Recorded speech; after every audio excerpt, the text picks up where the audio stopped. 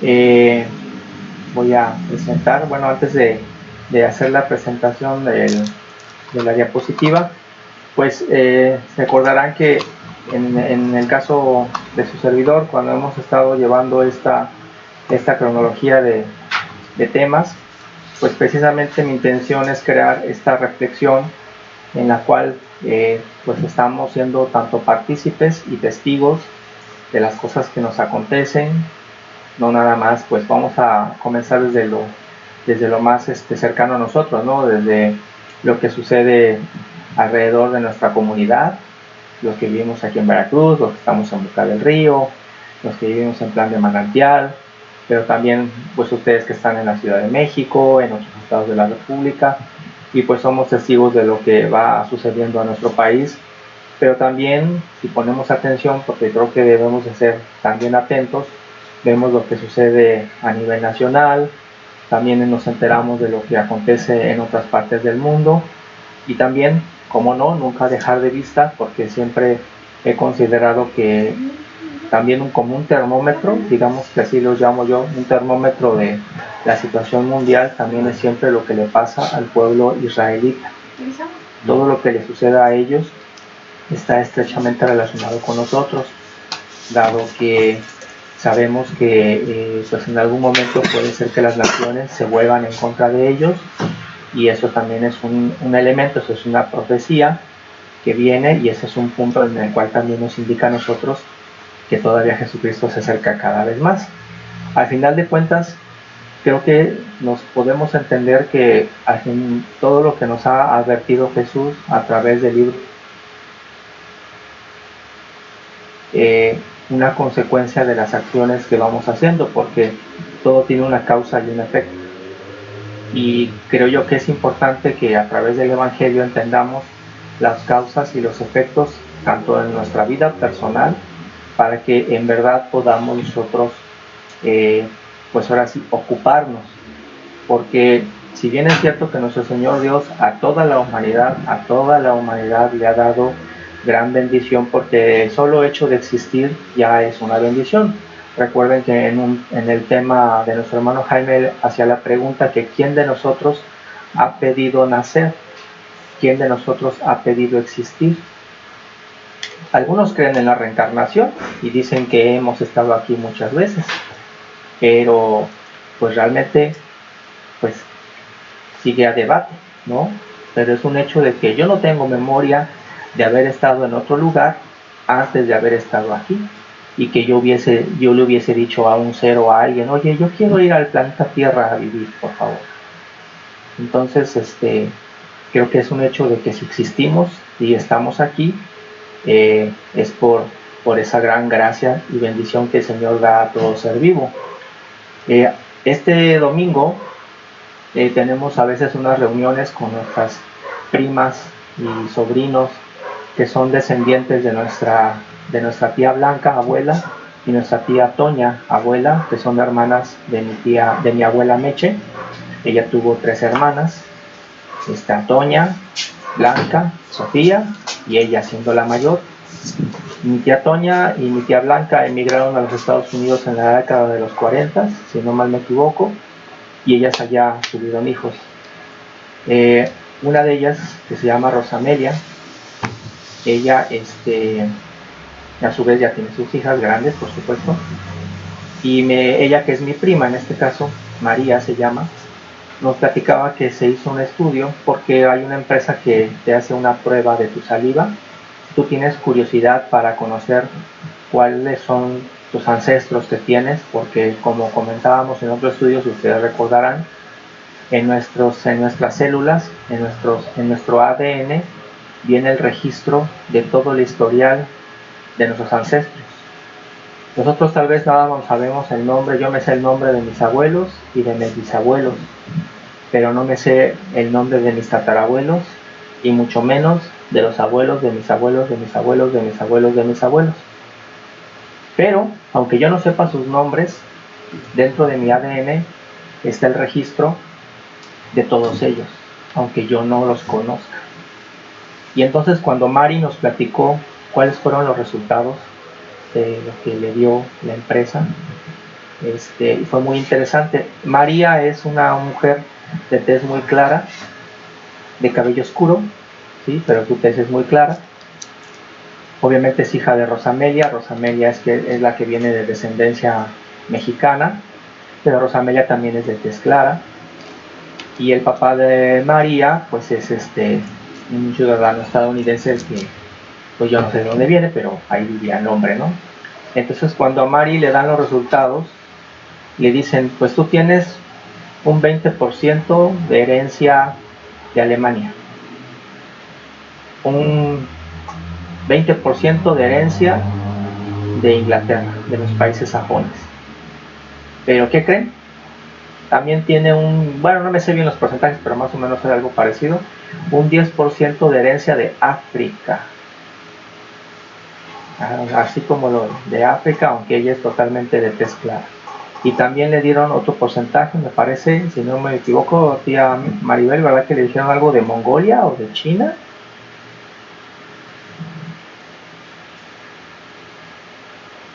¿No te oigo? Sí, también italiana. Italiana, no, también creo que de las Islas Polinesias. Tiene descendencia, bueno, nuestra bisabuela tiene descendencia italiana. Ok. ¿Y verdad que también de Mongolia y de las Islas Polinesias? Sí, o sea que es una mezcla bastante rara. Okay. Su papá, aunque yo sabía que era norteamericano, se apellidaba Pankenier porque ya murió hace algunos años, murió Richard Pankenier, eso de mi prima. Y tuvo a las dos niñas que son Wendy y María Clara. Y ya después se divorció de él y se casó con Tom y Thomas Darling, y con Tom tiene nada más un solo hijo que es David. Pero sí, la mezcla de Richard sí puede ser que tenga el sajón, porque era un hombre era alto. Rosamelia de por sí es alta, pero él era más alto que ella. Yo creo que medía arriba del 1,85. Okay. Y muy blanco y de ojo muy azul. Bueno, pero a lo que yo voy, gracias, a lo que yo voy con este punto, mis hermanos, con mostrarles este ejemplo de María, es que estoy muy seguro que no nada más ese ejemplo de ella lo tiene ella, sino también lo tienen ustedes, mis hermanos. Lo tenemos todos. Entonces a veces cuando decimos, ay, pues es que lo que le pasa a África, pues es que son ellos. Ah, pues es que lo que les pasa en Alemania, pues que son esos. Nosotros somos mexicanos y acá, pues, ¿qué nos impone? Lo que le pasa a los tailandeses, pues es que son ellos. ¿Y acá qué? Estoy casi seguro, mis hermanos, que si tuviésemos la oportunidad de hacernos la prueba, descubriríamos que nosotros también tenemos una gran mezcla. ¿Y eso qué significa? ¿Por qué quise abrir mi estudio con esto? Porque significa, mis hermanos, que al final de cuentas, a lo largo de las generaciones, de cientos de generaciones, nosotros hemos tenido ancestros buenos y malos. ¿Sí? Pero es un hecho que gracias a los buenos, a la misericordia que Dios ha tenido por aquellos ancestros que hayan sido buenos, nosotros estamos hoy día aquí vivos. Y para esa prueba, por eso le encuentro sentido, léanme Éxodo 20, del 5 al 6. Éxodo 20, del 5 al 6. Y me gustaría que mi hermana Yoyis me lea ese texto, ahorita que lo encuentre.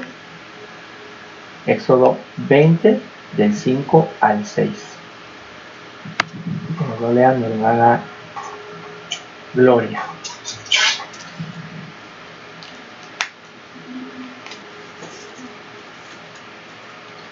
No te inclinarás a ella ni las honrarás, porque yo soy Jehová tu Dios, fuerte y celoso, que visitó la maldad de los padres sobre los hijos hasta la tercera y cuarta generación de los que me aborrecen.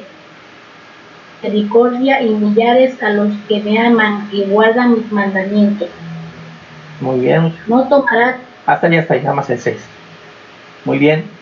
¿Y qué pasa, mis hermanos, si nosotros juntamos ese texto, que precisamente dice visita la maldad de los padres sobre los hijos hasta la tercera y cuarta generación de los que me aborrecen? Y después nos dice que hace misericordia a millares de los que le aman y guardan sus mandamientos. Y ustedes se acordarán muy bien que en el libro de Revelaciones hay un diálogo en el cual tiene nuestro Señor Dios con unas personas que quieren entrar al reino de los cielos, y a uno les dice, ellos más bien se presentan con él y les dicen, Señor, nosotros en tu nombre hicimos muchos milagros, nosotros en tu nombre expulsamos demonios, y nosotros en tu nombre hacíamos muchas cosas. Y entonces el Señor les dice, yo no los conozco, no pueden entrar, apartados de aquí, hacedores de maldad. Y entonces ellos dicen, bueno, ¿cómo es que nos expulsas?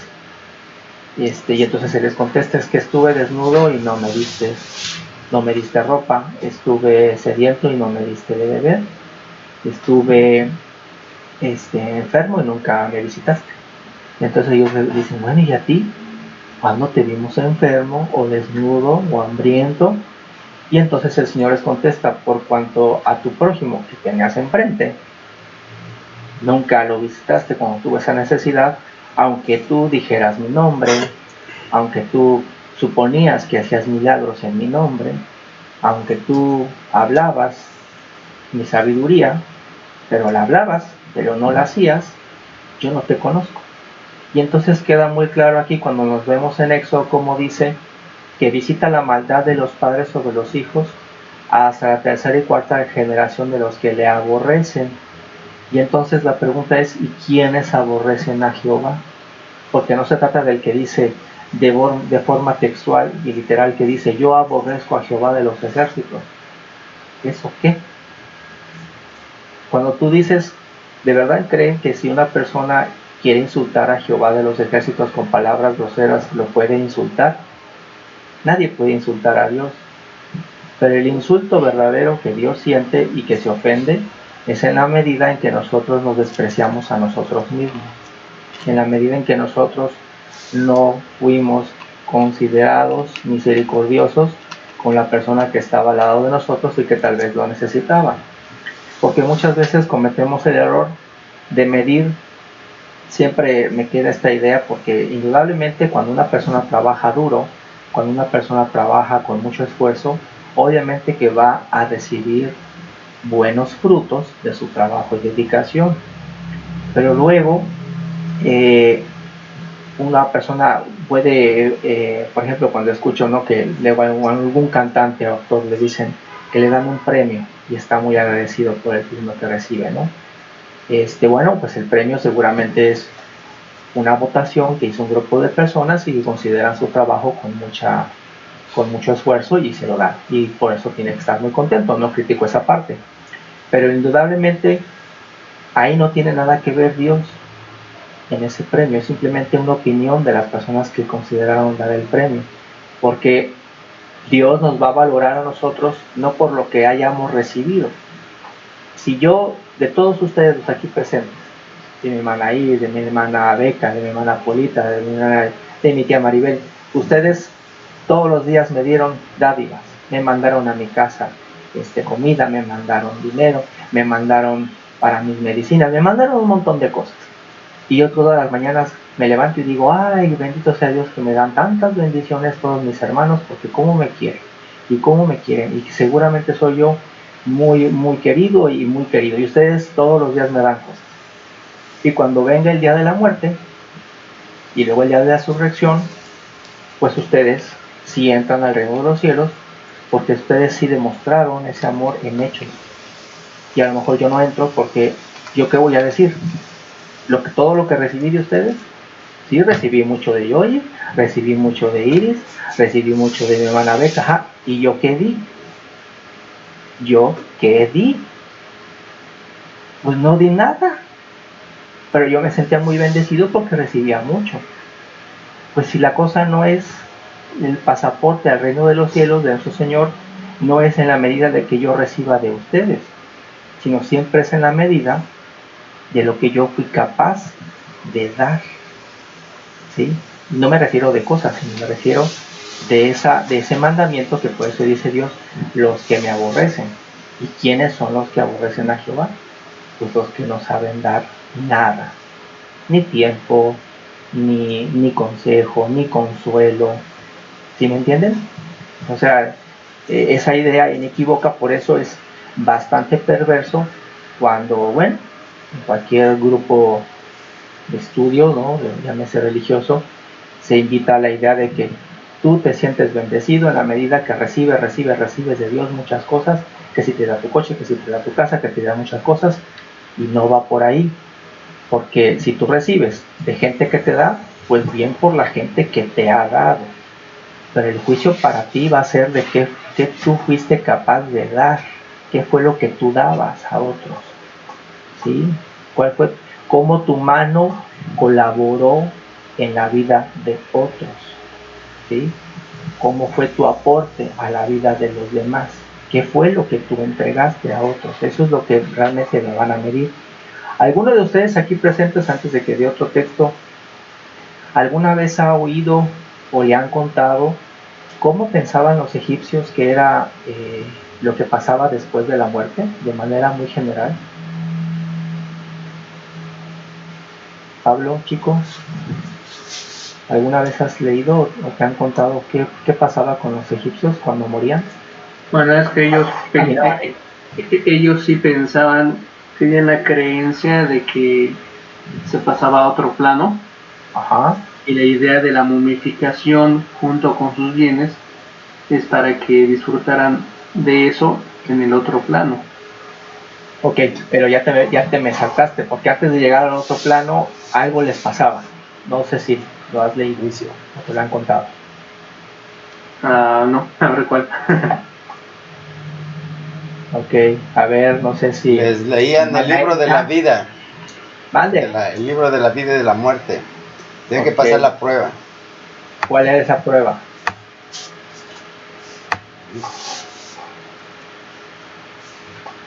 A ver, Erika. ¿De casualidad te lo han dicho? Creo que era una balanza, ¿no, Saúl? Donde eran pesados su alma, su ser, y si daban el peso, pasaban, y si no, pues regresaban. Ok. Creo que por ahí va la idea. Ándele, no voy a detenerme mucho en esto, pero más o menos la idea es que el alma del difunto caminaba y eventualmente llegaba ante Anubis, que es el dios del inframundo, y entonces Anubis sacaba tu corazón de tu ser y lo ponía en una balanza frente a ti, y en esa balanza de un lado estaba tu corazón y del otro lado había una pluma. Si tu corazón tenía la ligereza equitativa de la pluma y la balanza se mantenía equilibrada, quiere decir que tu corazón no está cargado de errores, ni de odio, ni de maldad, y por eso es tan ligero como esa pluma que está ahí. Si lograbas ese equilibrio, se te daba la oportunidad de continuar en lo que para ellos era un reino celestial.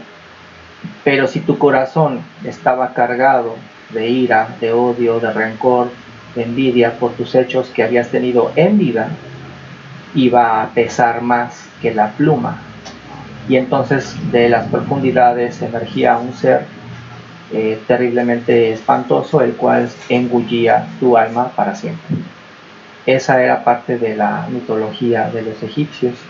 Pero vean cómo inclusive ellos en esta relato, ¿no?, muy fantástico, hacen una referencia a precisamente un tipo de juicio, un juicio que se hace sobre las cosas que uno hace en vida, ¿sí? Y en ese instante ya no había nadie que pudiera abogar por la persona que estaba enfrente de Anubis, ¿sí? Nadie que le pudiera defender, porque ahí tu corazón es tal cual, pesa lo que pesa, o es ligero porque tus hechos hablan por ti, o es pesado porque tus hechos hablan por ti.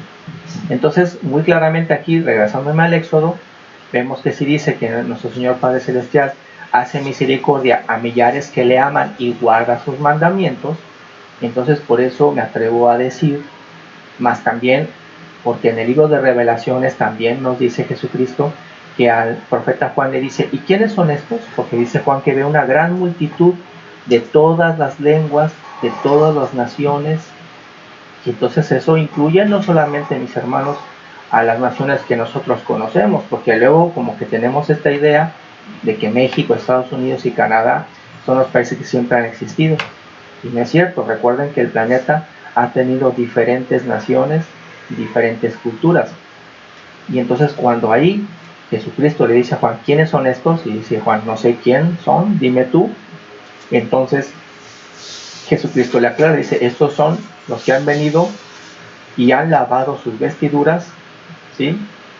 Y han sido hallados gratos. Y aquí me encuentro mucha similitud cuando dice que Jehová hace misericordia a millares de los que le aman y guardan sus mandamientos. Entonces, por eso tengo esta propuesta de hacerles de que debemos estar muy contentos de saber que si estamos aquí hoy reunidos, es gracias a esa misericordia que nuestro Padre Celestial ha tenido con nuestros ancestros, que tal vez algunos fueron malos, pero por aquellos que fueron buenos, hoy aquí estamos dando esta oportunidad de aprender y de darle también a las nuevas generaciones que vienen adelante de nosotros, pues también la responsabilidad de que aprendan y que luchen por la justicia, por la verdad y por la misericordia.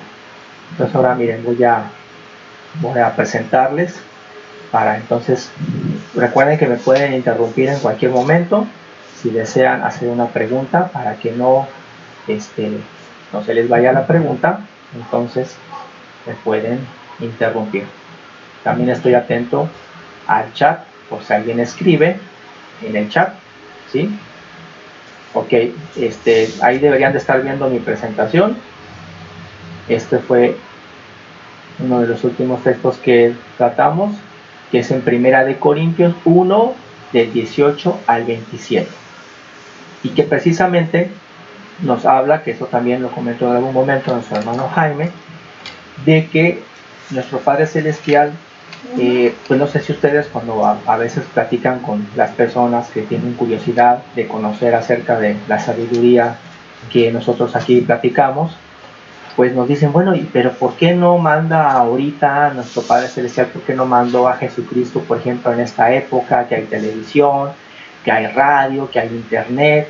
Si Jesucristo estuviera ahorita aquí con nosotros, Él podría platicar y todo el mundo lo escucharía de inmediato, porque pues hacemos un recuento, mis hermanos, es un hecho de que cuántas personas realmente escucharon a Jesús cuando Él predicaba.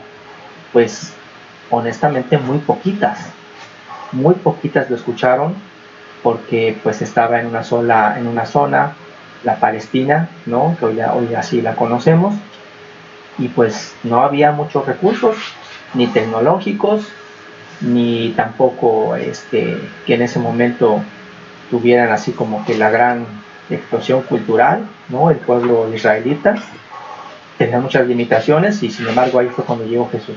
Entonces, ¿por qué no llega ahora, no? O también, no sé si les pregunten y les digan, bueno, ¿y por qué no manda nuestro Dios un ángel ahorita para que el ángel, con toda su gloria, con todo su esplendor, con todo su brillo, ¿no? Pues ahorita, pues nos hable a todos, ¿no? A ver, déjenme ponerles una imagen, déjenme encontrarla.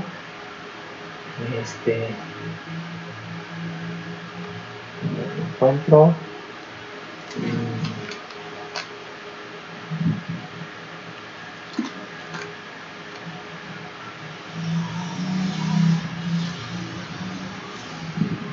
Sí, ¿cómo?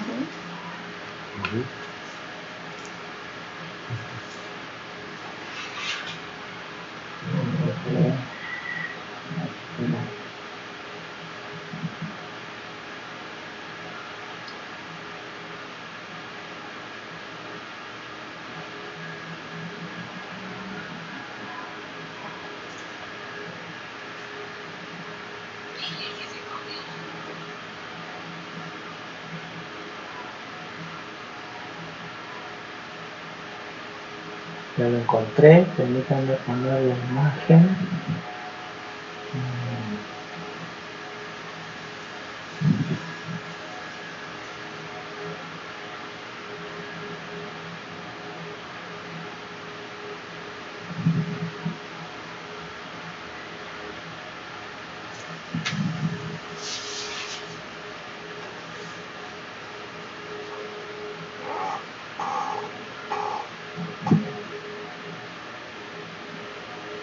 No es que se ve.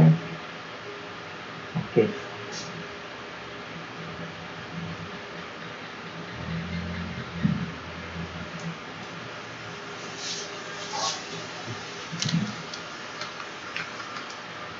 Bueno, este es, obviamente no es, digo, es una representación, pero nada más quisiera yo ilustrarme. En algún momento una película hizo una representación en donde mostraba este ser, lo simula que es un ángel que es tan grande que no entra en la habitación. Ustedes observan apenas y puede estar ahí porque tiene que estar inclinado, y el ser es el que se presenta ahí, ¿no? Entonces, no sé si les preguntan, y dicen, bueno, ¿por qué no viene un ser como este, con este tipo de condición, y se presenta enfrente de las personas y les empieza a hablar? Y no dudo que la mayoría caerían desmayadas o caerían espantadas, o todos se inclinarían y se postrarían delante de él. ¿O qué opinan? Si les sale un ser así en la noche, ¿qué hacen? Salimos corriendo. Salen corriendo. Pues algo parecido le pasaba si ustedes leen en las profecías de Daniel, cuando bajaban y hablaban con él, la gente en el río salía corriendo, huyendo, y solamente se quedaba, y cuando se hacía visible el ser, pues él también se desmayaba y el ángel tenía que tocarlo para que tuviera fuerza. Pero vean, leamos entonces, no sé si ahí lo tienen, 1 Corintios 1, del 18 al 27. Entonces, en esta parte de Corintios, ¿sí? Me interesa porque nos dice, si ustedes leen, a ver, 18, no sé, Erika, ¿podrás leerlo?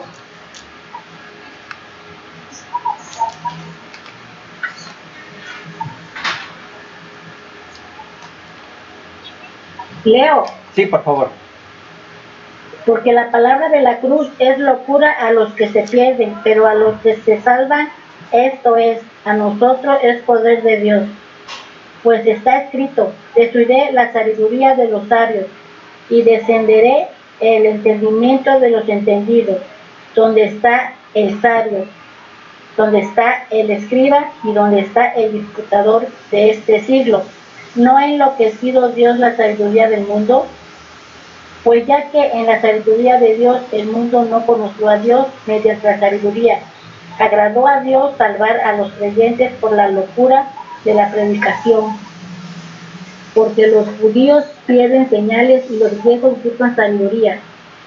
Pero nosotros predicamos a Cristo, crucificado, para los judíos ciertamente tropezadero y para los gentiles locura. Mas para los llamados, así judíos como griegos, Cristo poder de Dios y sabiduría de Dios, porque los insensatos de Dios es más sabio de los hombres, y lo débil de Dios es más fuerte de los hombres. Pues mirad, hermanos, vuestra vocación, que no sois muchos sabios según la carne, ni muchos poderosos, ni muchos nobles, sino que lo necio del mundo escogió Dios para avergonzar a los sabios, y los débiles del mundo escogió Dios para avergonzar a los fuertes. Gracias. Muy bien, mis hermanos, pues entonces vean aquí cómo nos comenta nuestro hermano Pablo y nos hace esta reflexión, en donde siento yo que me contesta a la pregunta que yo les hacía a ustedes, ¿no? Hace un momento, de por qué el Señor pues tiene todos los recursos y podría enviar a sus ángeles a ser los portadores del Evangelio, de su palabra. No hay ningún impedimento para que ellos lo hiciesen, Pero vemos aquí que nos aclara Pablo que dice que la palabra de la cruz, obviamente cuando dice palabra de la cruz, pues hace referencia precisamente a la predicación de las palabras de Jesucristo, porque están incluidas la narración del sacrificio que Jesús hizo. Por eso le llama palabra de la cruz. Dice, es locura para los que se pierden, haciendo referencia a que para aquellos que no se dan la oportunidad de creer en ella, de analizarla, pues será una forma de condenarse para ellos mismos. Pero para aquellos que le dan una oportunidad de estudiarla, de entenderla, de conocerla, dice, les da salvación. Por eso a los que se salvan, es a vosotros, es poder de Dios. ¿Y por qué es poder de Dios? ¿De dónde viene ese poder? Bueno, antes de comentar, dice también Pablo, que Dios dijo en algún momento, voy a destruir la sabiduría de los sabios y voy a desechar el entendimiento de los entendidos. Y yo me pregunto, ¿de dónde vendrá esta intención de Dios? ¿Por qué dijo esto? Yo le encuentro un origen, por supuesto, en el hecho del que ya es conocido por todos, de cuando Adán toma del árbol de la ciencia, del bien y del mal. Al final de cuentas, la ciencia está asociada con la sabiduría. En el efecto de entender, porque aquí hablamos de dos sabidurías. Una, que es la que Dios dice, que dice, el principio de la sabiduría es el temor a Jehová y el apartarse del mal, la inteligencia. Esa es la parte de la sabiduría la cual nos permite domar a la ciencia, porque entonces la ciencia, como no tiene color, la ciencia adquiere la forma y el color del que la aporta, ¿sí? Y como dice claramente, es el árbol de la ciencia del bien y del mal. Pero entonces aquí Pablo está usando la palabra sabiduría, que la menciona Jehová, no como la sabiduría de Jehová, sino como la sabiduría del hecho crudo de conocer cosas. Entonces nuestro Señor nos está reclamando que en la generación del hombre nosotros nos volvimos vanidosos por el conocimiento que íbamos adquiriendo.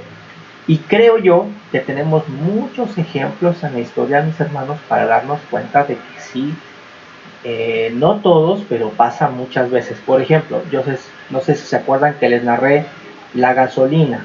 Hace muchos años, cuando se inventó el primer automóvil, pues podemos decir que por un lado el automóvil ha dado muchos beneficios, porque el podernos mover tan rápido hoy día, pues por ejemplo podemos ir a ver a los hermanos en México, y eso, si no hubiese automóvil, díganme cómo podríamos ir a verlos cuando podíamos dar los estudios. ¿Cuánto creen que me pueda hacer yo caminando a México?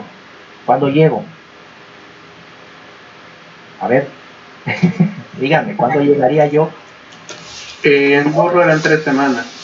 Ándale, por ejemplo, ¿no? Entonces, sería que realmente yo no trabajara, ¿no? O sea, sería imposible dedicarme así. Entonces, es un hecho, por ejemplo, que nos damos cuenta que el automóvil es un gran invento que ha permitido muchas cosas. Pero, por otro lado, cuando se desarrolló la gasolina, que es un elemento que mueve al motor de combustión interna, ese elemento, esa sustancia era muy explosiva, hasta que una persona se le ocurrió ponerle, ahí se me va el nombre. Plomo. ¿Qué le pusieron? Plomo. Uy, se me fue. Plomo, Saúl. Plomo. Plomo, gracias, sí, plomo. Gracias. Y entonces el plomo la hizo estable a la gasolina, y entonces ya el motor no reventaba como una bomba de tiempo. Pero inmediatamente que usaron el plomo, se dieron cuenta, porque está registrado en la historia, que vieron que el plomo, las emisiones de gasolina con plomo, causaban enfermedades a las personas que estaban cerca de esas emisiones y que respiraban ese gas. ¿Y qué hicieron? ¿Acaso dijeron, bueno, vamos a seguir explorando otras formas para no usar esta fórmula? No, se quedaron con esa fórmula, y así siguió mucho tiempo, aunque la gente murió de cáncer por mucho tiempo por estar cerca de estas emisiones de contaminación por plomo, hasta que por fin, creo que fueron en los años 90, si no mal me equivoco, ya por fin dijeron, no, pues ya dejen de usar el plomo y metan otras cosas a la gasolina. Y luego, cuando yo me pregunto, ¿por qué no estamos usando la energía solar? Si la tecnología de energía solar también existe desde muy atrás. y sin embargo no la usan. Entonces, pues no, porque han venido grandes ganancias con lo que se refiere al imperio del petróleo, que nadie lo quiere soltar. Entonces, mis hermanos, es tan solo, por ejemplo, un caso de muchos en donde la ciencia vemos que, pues sí, ha dado beneficios, pero si nosotros mismos lo habríamos podido hacer mejor. Entonces, ¿por qué no hacemos bien las cosas desde un principio para que precisamente no se cause daños a los demás? Porque entonces unas gentes se han hecho increíblemente millonarias, pero a coste de la salud de muchas otras que han muerto por las enfermedades que se provocan por el uso de esa, pues digamos así, tecnología, cuando sabemos que no se debía usar. Entonces, por eso dice aquí Jehová, eso es lo que dice Jehová que está desechando. Entonces, ¿qué clase de sabiduría es esa? Ah, sí, usemos el plomo aunque nos vamos a morir. Y luego cuando inventaron el cigarro, una cosa es que los hombres y las mujeres en la antigüedad fumaran el tabaco nada más. Ah, pero ¿qué fue lo que le metieron? Pues la nicotina. ¿Para qué? Porque se dieron cuenta que si les metían nicotina, entonces provocaba la adicción y entonces las personas compraban más. Entonces los primeros empresarios dijeron, fabuloso, porque así vamos a tener más ganancias porque tenemos a la gente esclavizada. Ah, pero que resulta que la nicotina también causa cáncer. Ah, pues no lo digas, porque se nos van las ganancias. Y ahí va la nicotina. Y hoy día, mis hermanos, ¿por qué tenemos un problema de obesidad y de mucha diabetes en México?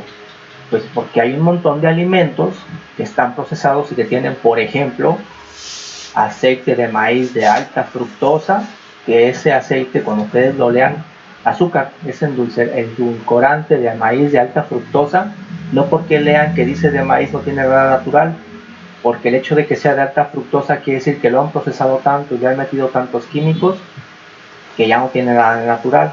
Y adivinen qué, ese endulcorante hace que nos volvamos adictos a ese endulcorante, o sea, lo queremos, bueno, perdón si no se dice así, pero ese dulce nos despierta en el gusto querer más, y no nada más se lo ponen a cosas dulces, también se lo ponen a cosas saladas. Si ustedes leen el empaque y encuentran que dice que tiene jarabe de maíz de alta fructosa, eso no le hace nada de bien al cuerpo y nos genera más ganas de comer más. Por eso cuando dicen por ahí a que no puedes comer solo una, pues claro que no, porque tiene jarabe de maíz de alta fructosa, y a que no puedes dejar de comer eso porque está delicioso, pero no le aporta ninguna nutrición a tu cuerpo y nos hace daño. Y entonces estos ejemplos, mis hermanos, es lo que aquí dice Dios: voy a destruir la sabiduría de los sabios. ¿Dónde está entonces la sabiduría? ¿Cómo es que hemos terminado hoy día? Y bueno, ya ni siquiera quiero referirme ahorita al problema de la industria farmacéutica, en donde lamentablemente somos testigos que la industria farmacéutica de los últimos 50 años no le interesa curar a la gente, le interesa que sigas comprando medicinas. Entonces nosotros vemos que a partir de las 5 de la tarde en adelante, la televisión de transmisión nacional se llena de anuncios que hablan sobre las pastillas para los hemorroides, las pastillas para la gastritis, las pastillas para la colitis, y todos estos elementos sirven no para curar ninguna de esas cosas, sino solamente sirven para disipar los dolores, pero no la cura. Porque entonces, ¿qué pretende? Que precisamente después de mis 25 años en adelante sea yo un ciudadano lleno de gastritis, lleno de colitis y lleno de todas estas enfermedades, porque simplemente no he podido comer bien y no hago ejercicio. Entonces aquí dice Dios, ¿dónde está la sabiduría de los sabios? Si habían comido del árbol de la ciencia, ¿qué están haciendo con la ciencia? ¿Dónde está esa sabiduría? Y entonces dice, ¿dónde está el sabio? ¿Dónde está el escriba? Tenemos filosofías a la derecha, filosofías a la izquierda, filosofías para aventar. Que sí, filosofía de todos los colores y de todos los estilos.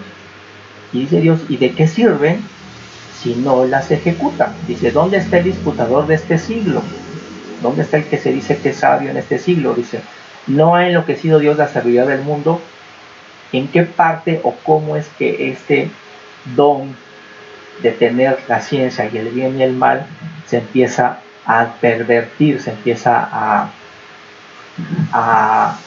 pues a perder cauce, pues precisamente en la medida que menospreciamos. Acuérdense que si efectivamente el principio de la sabiduría es el temor a Jehová y el apartarse de mala inteligencia, y ahí se incluye precisamente el amor, porque como dice en otra parte Pablo, que dice: añádele a tu fe virtud, a tu virtud templanza, a la templanza afecto fraternal, y todas estas virtudes, mis hermanos, en los que a veces algunas personas, o incluyendo nosotros, en algún momento tal vez, las considerábamos como virtudes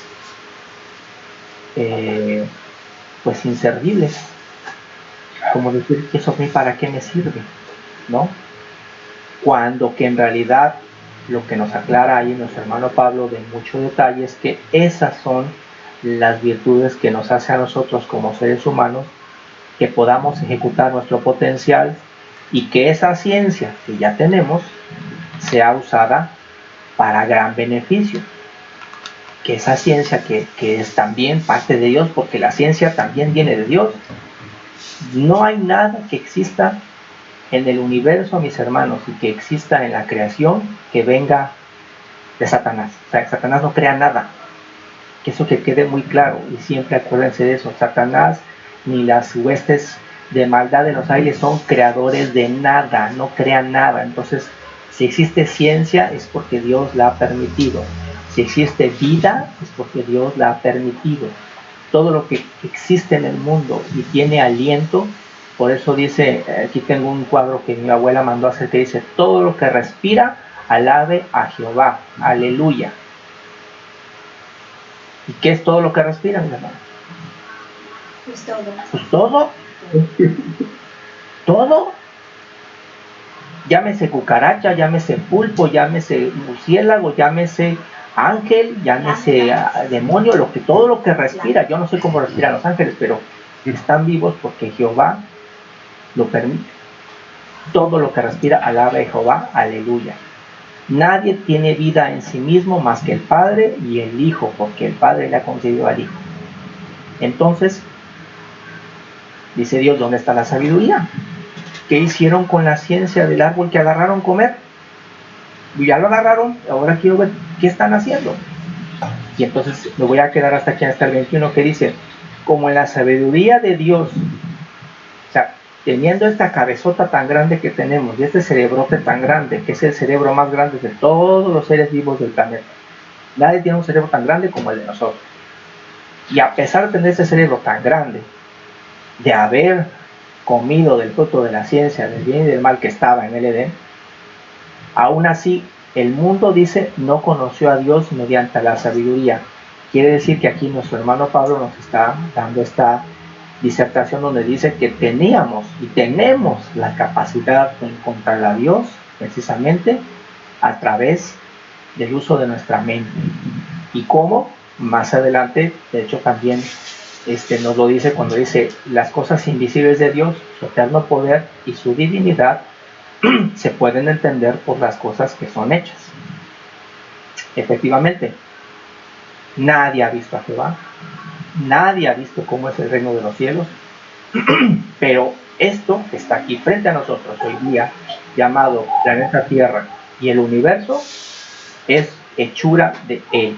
Entonces, bástate que simplemente te pongas a ver con detalle cómo es este planeta, cómo son los seres vivos, cómo estás hecho tú, tu cuerpo, cómo están hechos las galaxias y los planetas, para que te des una pequeña idea de qué tan grande y poderoso es Jehová. Y sin embargo, dice aquí Pablo que ni siquiera con esta capacidad que tenemos, nosotros, bueno, la humanidad, cada quien se inventó que si estamos arriba de una tortuga gigante, y venimos del maíz, que si bachisneris, que si yo no vengo de ningún lado, y así. Y entonces dice Dios, bueno, entonces dice ahí 21, dice: agradó a Dios salvar a los creyentes por la locura de la predicación. Es decir, que intencionalmente, no sé si ustedes les han dicho luego por ahí, es que la Biblia no es perfecta. Tienen toda la razón. Con toda la razón nuestro Señor Dios.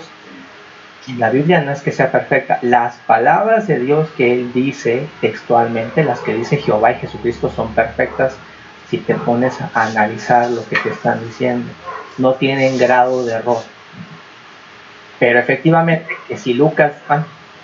Hermano, es que el hermano Pablito quiere decirte algo. No, es que estaba viendo la presentación, perdón, y no vi. A mí me tapa la pantalla y no estaba viendo los cuadritos, por eso cuando mejor háblenme y o pónganme en el chat. A ver, adelante. Quería yo decir algo, Saúl. Mira, lo que pasa es que por eso dice, ¿dónde está la sabiduría de los sabios? Porque aquí ya creo que entra la cuestión del interés, y sobre todo la cuestión del interés económico, ¿no? Sí. Por eso es que aquí en 2 de Timoteo 3 dice, también debes saber esto, que en los últimos días se presentarán tiempos difíciles, porque habrá hombres amantes de sí mismos, del dinero, serán vanagloriosos, soberbios, blasfemos, desobedientes a los padres, ingratos, impíos, sin afecto natural, implacables, calumniadores, intemperantes, crueles, aborrecedores de lo bueno. Sí. Entonces, aquí ya entra el interés Claro. personal. Por eso es que no les interesa que la gente, en el caso de la industria farmacéutica, no les interesa si la gente se compone o no se compone, ¿no? Ajá. Yo lo que quiero es hacer millones de pesos y a mí no me interesa que la gente se componga o no se componga, porque al fin y al cabo no es mi familia, ¿no? Claro. Entonces, ¿a dónde está la sabiduría de los sabios? No, sí está, pero está para su propio interés. Claro. Sí, porque aquí muy claramente tenemos entendido que si nosotros hacemos la tarea, ¿y cuál es la tarea? Educa al niño desde el principio. ¿Qué significa? Yo ahorita ya tiene tiempo que digo, ¿por qué no nos ponen desde la primaria y el kinder, que el niño aprenda y sepa constantemente qué significa estar bien nutrido? La nutrición es el fundamento de la salud, ¿sí? La nutrición, ahorita doy la palabra a Maribelita. La nutrición es el fundamento de la salud, pero es tan importante entender que de eso parte. Y de hecho, por eso, acuérdense que cuando Jesucristo lo tentaron, el Satanás, y que le dijo, dile a esta piedra que se haga pan, y él le dice, no solamente de pan come el hombre, sino de toda la palabra que viene de la boca de Dios. Y es efectivamente, el hombre come, pero come también por los ojos y por los oídos. Lo que le rodea al niño, lo que oye, ¿sí? El ambiente que le rodea también va alimentando la otra contraparte, y las dos se fusionan y se complementan. Estar nutrido en el cuerpo y estar nutrido en la razón y en el alma con lo que te rodea. A ver, Maribelita. ¿Te oigo, bueno, Maribel? ¿Sí se escucha? No sé. Sí, te oigo. Bueno, toda la industria farmacéutica es como todo, son hallazgos, son errores. Por ejemplo, antes se utilizaba el tabaco y lo masticaban. Sí. Entonces encontraron que la nicotina preservaba las hojas del tabaco, y pues nunca previeron el que el hacer eso iba a causar cáncer.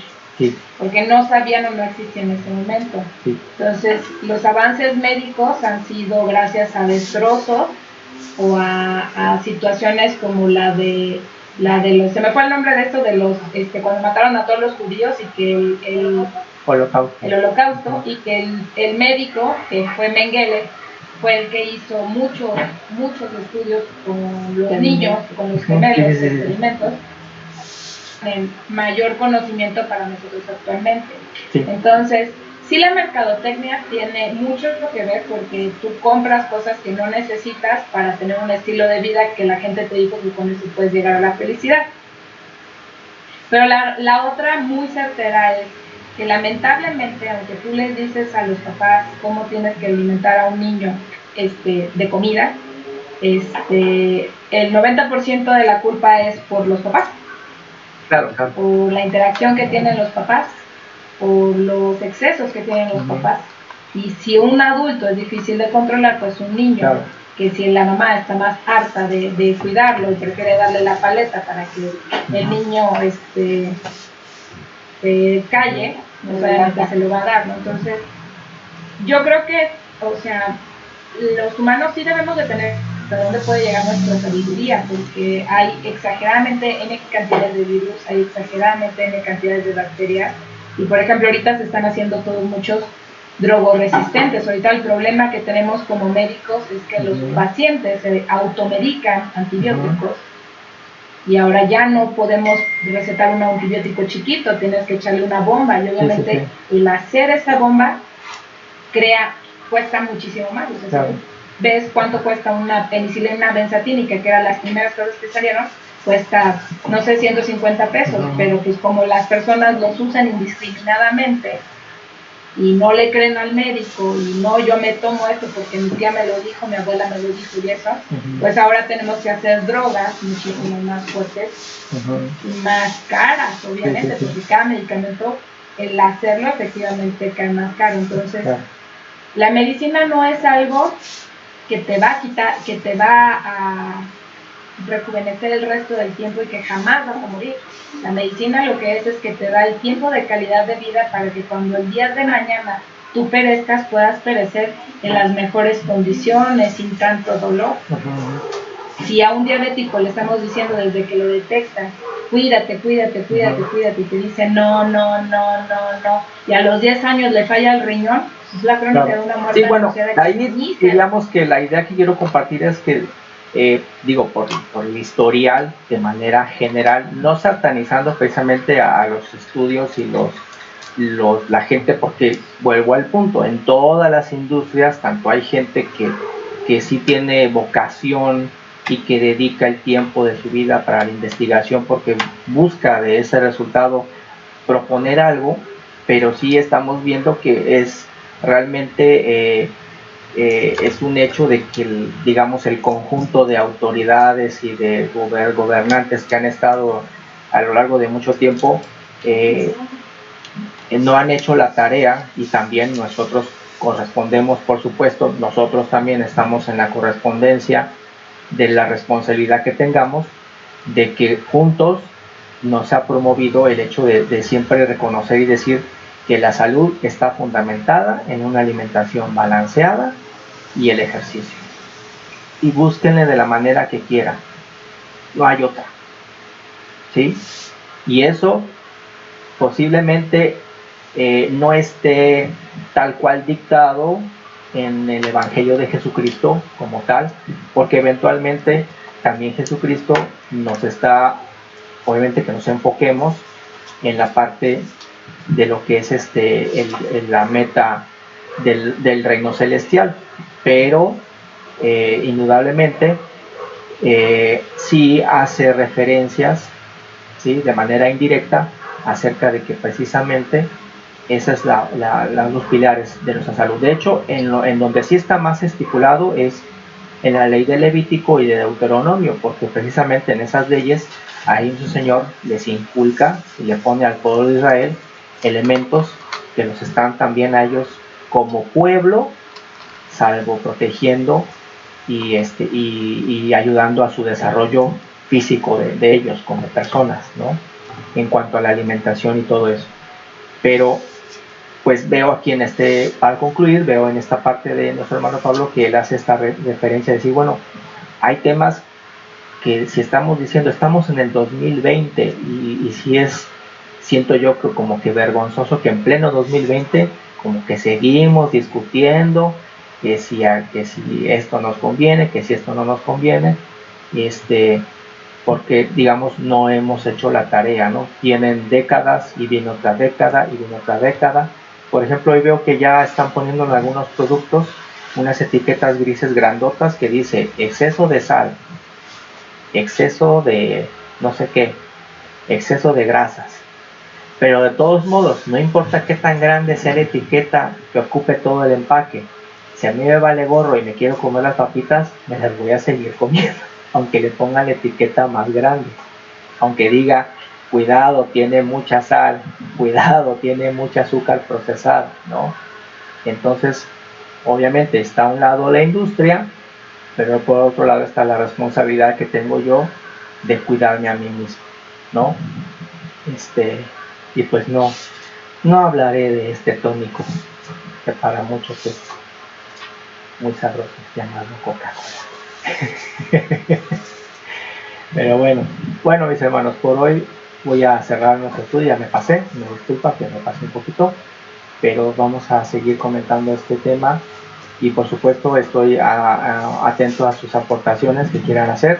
Ya saben, abran el micrófono cuando quieran decirme algo o aquí por el chat.